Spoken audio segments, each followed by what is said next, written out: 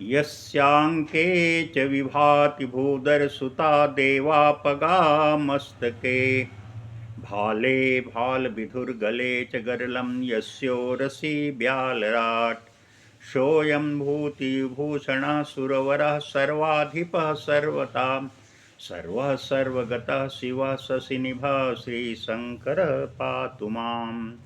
बोलिए भोलेनाथ बाबा की जय। मेरे प्रिय सज्जनों, आपको सर्वविदित है कि श्रावण का पवित्र महीना चल रहा है। सृष्टि के पालनहार भगवान विष्णु योग निद्रा पे हैं और अभी वर्तमान में सृष्टि का पालन का जिम्मेदारी भगवान भोलेनाथ के ऊपर है। श्रावण का पवित्र महीना भगवान भोलेनाथ के लिए समर्पित है।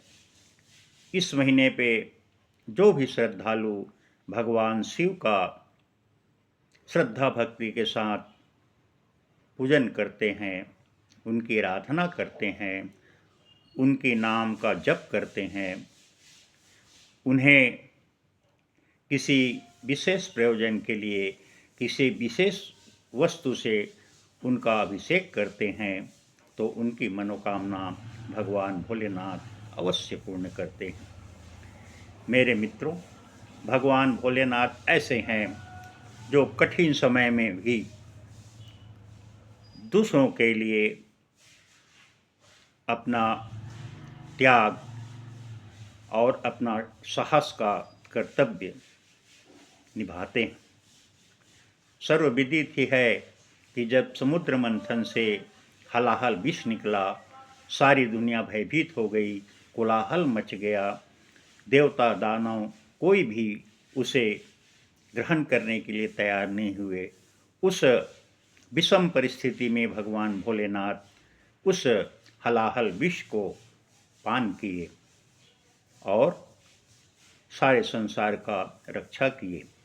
वो तो अच्छा ये हुआ कि माता पार्वती उस विष को उनके अंदर हृदय पे नहीं जाने दिया, गले पे ही अटका दिया। ये माता पार्वती की कृपा थी।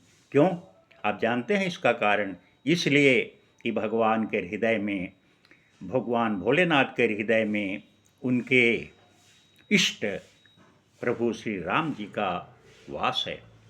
अगर वह हलाहल उनके हृदय में चला जाता तो भगवान को कष्ट होता। इसलिए माता पार्वती, जो बहुत दूरदर्शी थी, उन्होंने उस विष को उनके कंठ पे रोक दिया और तभी से भगवान भोलेनाथ नीलकंठ कहलाने लगे। मेरे प्रिय शिव भक्तों, सावन के महीने पे भगवान शिव को बेलपत्र अगर अर्पित करते हैं तो वो सारे संकटों से मुक्ति प्रदान करते हैं।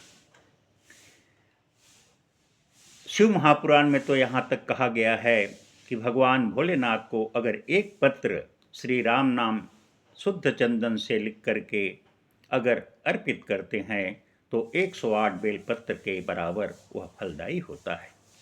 मित्रों, यदि आप सुख सौभाग्य चाहते हैं तो आप भगवान भोलेनाथ को शक्कर अर्पित करें।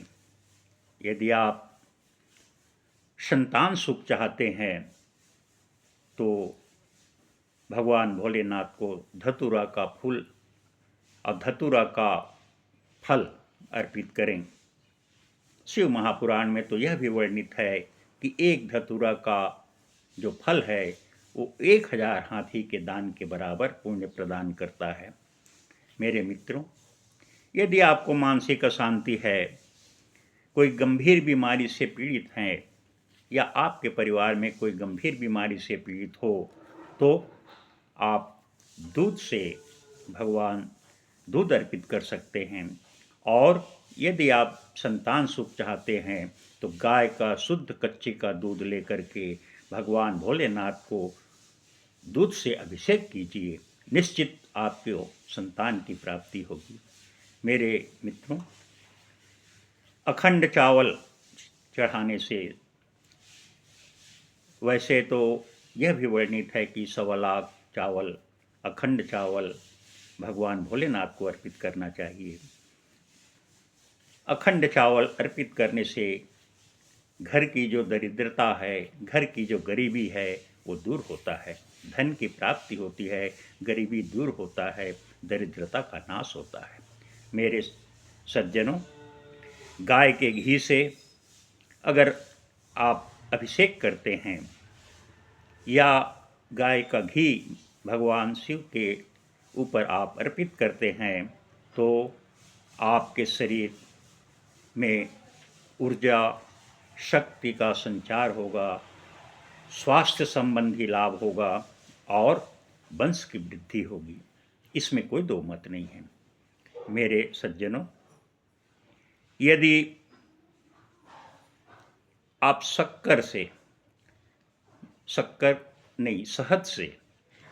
आप शहद से भगवान शिव को